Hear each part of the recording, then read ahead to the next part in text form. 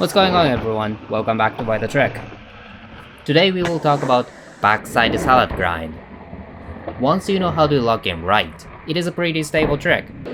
You can sit back and grind as long as you want. I personally prefer to do this trick on a ramp, but you could also do it on a ledge too. This time, we are talking about salad grind on the ramp. Please let me know in the comments section below if you want me to talk about it on the ledge. Anyway, salad grind is packed of science and physics and everything. I really hope this video can give you something new. You're watching Why the Trek.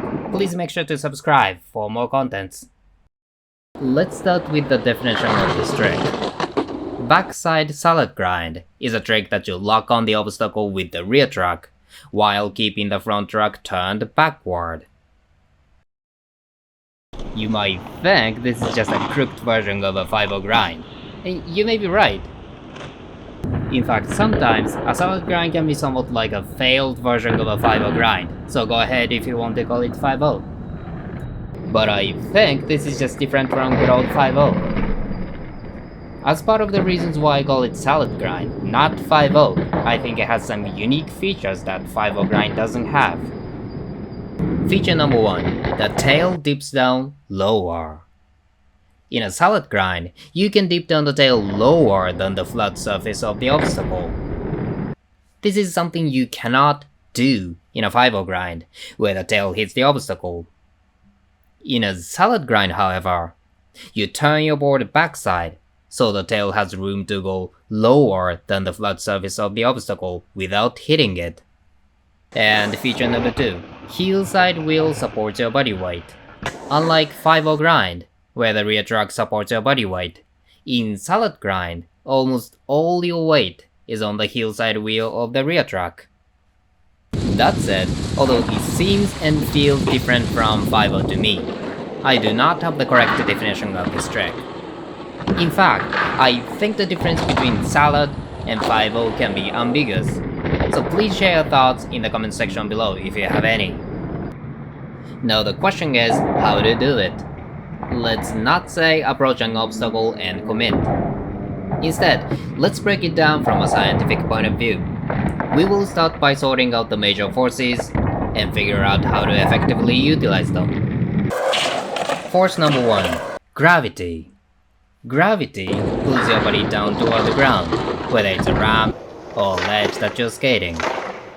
In order to lock the wheel upon the coping, you have to pump and raise your body first, and assist your board reaches the coping.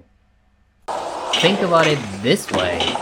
When you look at the movement horizontally, your body goes up and down like a parabola. If the vertex of the parabola goes higher than the transition, you will wind up getting up on the deck.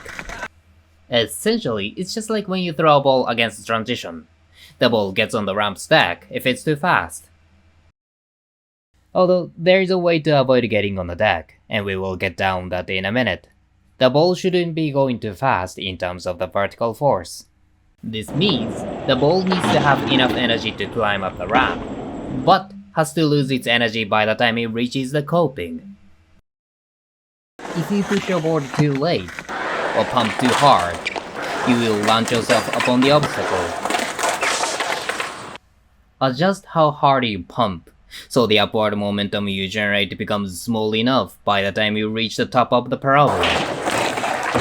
And force number 2, horizontal momentum. Let's take a look at the track from above. Whether it's a ramp or ledge, the concept is the same.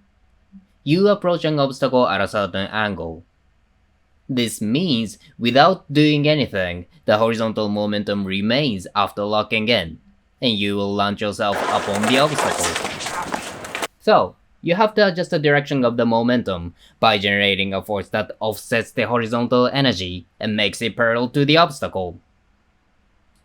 To do this, pump your body against the obstacle in a way that you keep your body inside the ramp. Adjust how hard you pump depending on how fast you're going and the steepness of the ramp. And force number 3, friction. While grinding, your board receives friction from the obstacle. so you have to keep your weight behind your board to push it through against the friction. In that sense, salad grind is much like a power slide. You have to keep your weight on the back and push your board forward against the friction. Since you have to push your board forward, timing becomes crucial. You should start the pushing motion before reaching the coping while keeping your body inside the ramp. Again, otherwise you will shoot your board upon the deck. In my case, I try to push out my board when I'm around 30 centimeters away from the coping. It feels just like a power slide on the transition.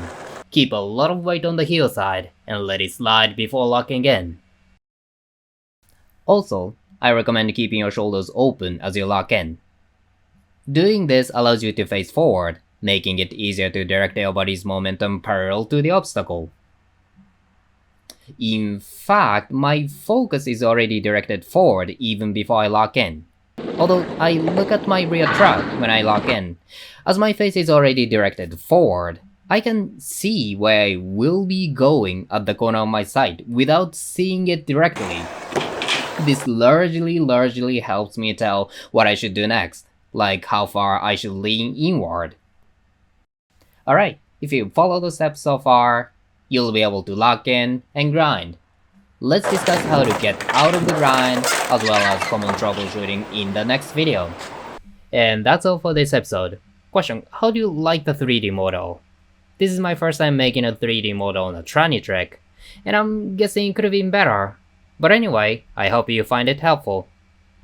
Just so you know, you can play with the 3D model on my website. If you like, please go visit it from the link in description.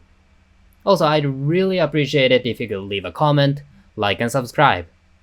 Thank you so much for watching as always. Until next time.